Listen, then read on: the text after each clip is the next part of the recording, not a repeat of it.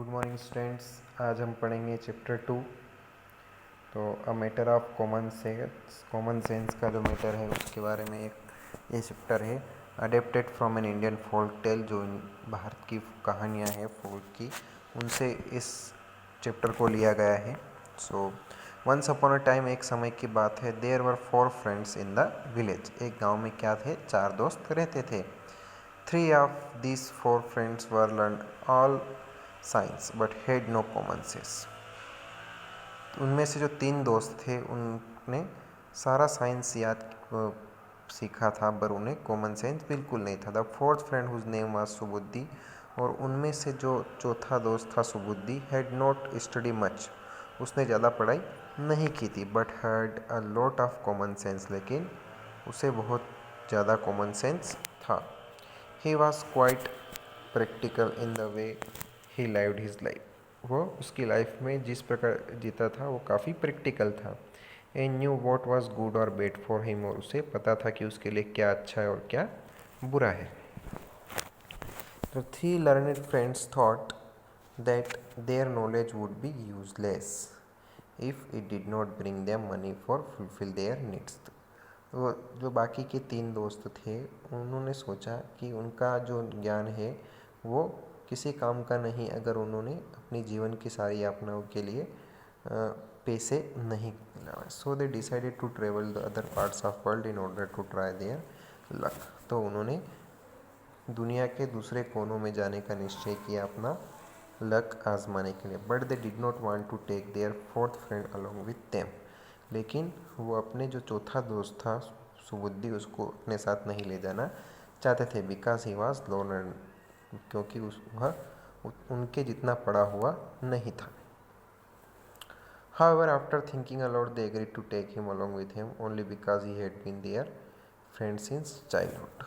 लेकिन फिर भी बहुत कुछ सोचने के बाद उन्होंने सोचा कि चलो इसको भी साथ में ले ही लेते हैं, आखिरकार वो भी उनके बचपन का दोस्त था। The 4 friends set out for long journey. तो जो चारों दोस्त थे वह अपनी जर्नी के लिए निकल गए। दे विजिटेड मेनी प्लेस, वो काफ़ी स्थान पर गए। To see their knowledge would help them earn money, यह देखने के लिए कि क्या उनका जो नॉलेज है उन्हें पैसे कमाने में मदद करेगा या नहीं। One day during this journey, एक दिन अपनी यात्रा के दौरान, they had to cross a huge forest, उनको एक जंगल को पार करना था।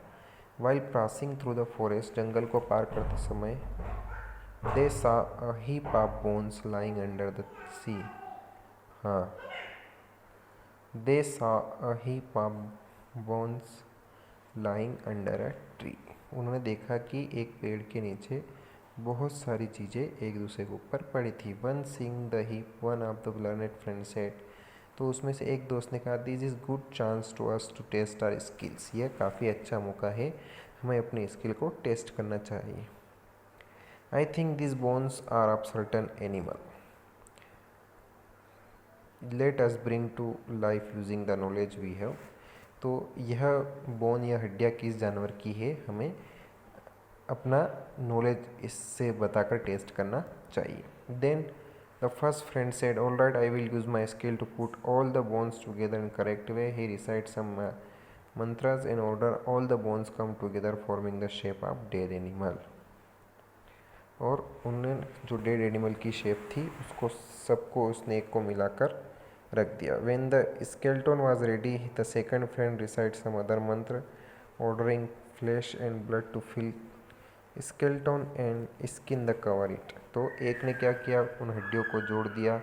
दूसरे फ्रेंड ने क्या किया, now it looked like a lifeless lion, दूसरे ने उसमें स्किन और ये सारी चीज़ें उसमें डाल दी। Now he look like a lifeless lion, अब वह एक मरा हुआ शेर लग रहा था। As the third learn stood up and use is special skill and complete the work by putting life into the lifeless body. अब आगे क्या होता है हम इस चैप्टर में कल पढ़ेंगे।